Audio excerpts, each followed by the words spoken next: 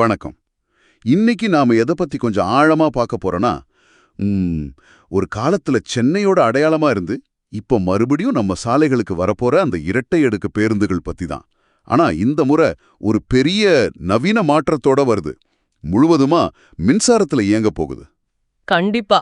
இது வெறும் அந்த பழைய நினைவுகளை திரும்ப கொண்டு வர்றது மட்டும் இல்ல. இது சென்னையோட எதிர்கால பொது போக்குவரத்துக்கு ஒரு முக்கியமான படின்னே சொல்லலாம். முக்கியமா இது அந்த தேசிய தூய்மை காற்று திட்டம், அதாவது NCAP, அதுக்கு கீழே வருது. ஓ, நேஷனல் கிளீன் ஏர் புரோகிராம். ஆமா, இது நம்ம நாட்டுல காற்று மாசை குறைக்கிறதுக்கான ஒரு பெரிய முயற்சி. சோ இந்த மின்சார பேருந்துகள் நேரடியா சென்னையோட காற்றை சுத்தப்படுத்த ஹெல்ப் பண்ணும். நம்ம கிட்ட இருக்கிற தகவல் படி சென்னை மாநகர போக்குவரத்து கழகம் MTC 2025 இறுதிக்குள்ள முதற்கட்டமா ஒரு 20 மின்சார இரட்டை அடுக்கு பேருந்துகளை அறிமுகப்படுத்த பிளான் பண்றாங்க. இதோட முக்கிய அம்சங்கள் என்ன, சோதனை ஓட்டங்கள் எப்படி போயிட்டு இருக்கு, இதனால மக்களுக்கு என்ன பயன்கள் கிடைக்க போகுதுன்னு கொஞ்சம் பார்க்கலாம். முதல்ல இந்த பேருந்துகளோட கொள்ளளவு பத்தி சொல்லுங்களேன். சுமார் 90 பயணிகள் வரைக்கும் போக முடியும்னு சொல்றாங்க. ஆமா, இது சாதாரண பேருந்துகளை விட கிட்டத்தட்ட 1.5 மடங்கு அதிகம் இல்லையா? ஆமா, அதிகம். இந்த மாதிரி அதிக கொள்ளளவு சென்னையோட அந்த ரொம்ப நெரிசலான வழித்தடங்கள்ல போக்குவரத்தை எப்படி மாற்றி அமைக்க வாய்ப்பு இருக்கு? நிச்சயமா, இது ஒரு பெரிய பிளஸ் பாயிண்ட். அதிக பயணிகளை ஏற்றிட்டு போறது மூலமா ரோட்ல ஓடுற பேருந்துகளோட எண்ணிக்கையே குறைக்கலாம், நெரிசலும் கொஞ்சம் குறையும். அது மட்டும் இல்லாம இது கிராஸ் காஸ்ட் கான்ட்ராக்ட், அதாவது GCC முறையில இயக்கப்படும்னு தெரிய வருது. ஓ, GCC முறையிலையா? ஆமா, அதாவது தனியார் நிறுவனங்கள் பேருந்துகளை ஆபரேட் பண்ணுவாங்க, மெயின்டைன் பண்ணுவாங்க.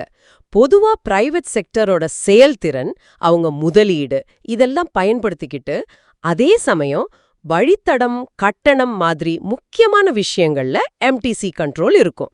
இதுக்காக தான் இந்த முறையை தேர்ந்தெடுப்பாங்க. சரி, இந்த GCC முறை கேட்க நல்லா இருந்தாலும் தனியார் நிறுவனங்கள் இயக்கிறதுனால அந்த சேவையின் தரம் இல்லனா ஊழியர் நலன் இந்த மாதிரி விஷயங்கள்ல எதிர்காலத்துல எதுவும் சவால்கள் வர வாய்ப்பு இருக்கா? அதை எப்படி சமாளிக்க பிளான் பண்றாங்க? இது ஒரு முக்கியமான கேள்வி. பிரைவேட் பார்ட்னர்ஷிப் இருக்கும்போது சர்வீஸ் குவாலிட்டி, கட்டணம் நிர்ணயம், எம்ப்ளாயி வெல்ஃபேர் இது எல்லாத்துலயும் அரசுக்கு ஒரு பெரிய பொறுப்பு இருக்கு. MTC அவங்க கண்காணிப்பையும் கட்டுப்பாட்டையும் ரொம்ப ஸ்ட்ராங்கா வச்சிருக்க வேண்டியது அவசியம். இப்போதைக்கு அந்த டெண்டர்லாம் இறுதி செய்யப்பட்டு வர்றதால இந்த அம்சங்கள் கவனமா ஹேண்டில் பண்ணுவாங்கன்னு நம்ம நம்பலாம். ஆபரேஷன் தனியார் கிட்ட இருந்தாலும் ஃபைனல் கண்ட்ரோல் MTC கிட்ட தான் இருக்கும். சரி, இந்த தனியார் செயல்பாட்டு முறை ஒரு பக்கம் இருக்கட்டும். இப்போ இந்த பேருந்துகளோட சோதனை ஓட்டங்கள் எந்த ஸ்டேஜ்ல இருக்கு? ஸ்விட்ச் மொபிலிட்டியோட EIV 28 மாடல் பேருந்து சென்னையில டெஸ்ட் பண்றதா தகவல் வந்துச்சு. ஆமா, அது உண்மைதான். ஸ்விட்ச் மொபிலிட்டியோட EIV 28 மாடல் பேருந்து சென்னையில பல ரூட்ல சோதனை ஓட்டம் பண்ணிருக்காங்க.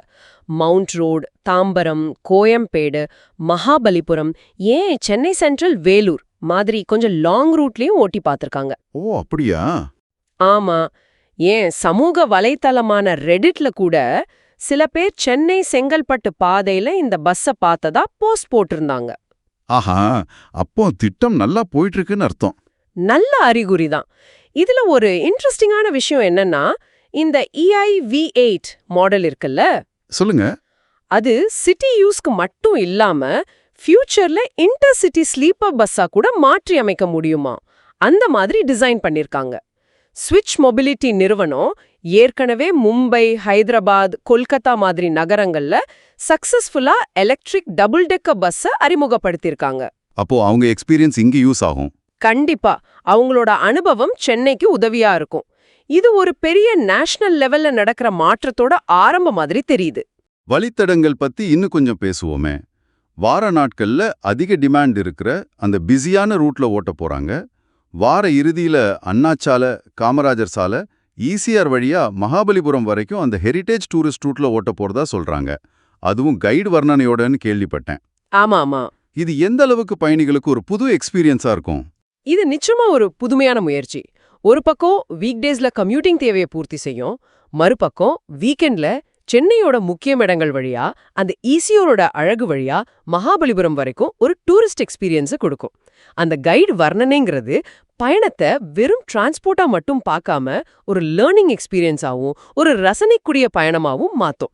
இது டூரிஸ்ட்களை ரொம்ப அட்ராக்ட் பண்ணும். இதை நாம கொஞ்சம் பெரிய பார்வையில பார்த்தா இது அந்த 1970கள் 90கள்ல சென்னையில ஓடின அந்த பழைய டபுள் டெக்கர் பஸ்ஸோட மெமரிஸை திரும்ப கொண்டு வர்றதோட மாடர்ன் டெக்னாலஜியும் சேர்க்குது. ஆமா, அப்போ அது ஒரு பெரிய அட்ராக்ஷனா இருந்துச்சு.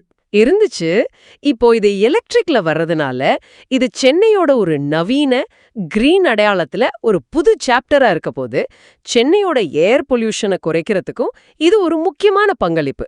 ஆக இதெல்லாம் வச்சு பார்க்கும்போது சென்னையோட இந்த புதிய மின்சார இரட்டை அடுக்கு பேருந்துகள் வெறும் அந்த பழைய நினைவுகளை திரும்ப கொண்டு வர்ற ஒரு விஷயமா மட்டும் இல்லாம சுற்றுச்சூழலுக்கு நல்ல அதிக கொள்ளளவு கொண்ட நவீன தொழில்நுட்பத்தோட கூடிய ஒரு சூப்பரான போக்குவரத்து தீர்வா அமையப்போகுது.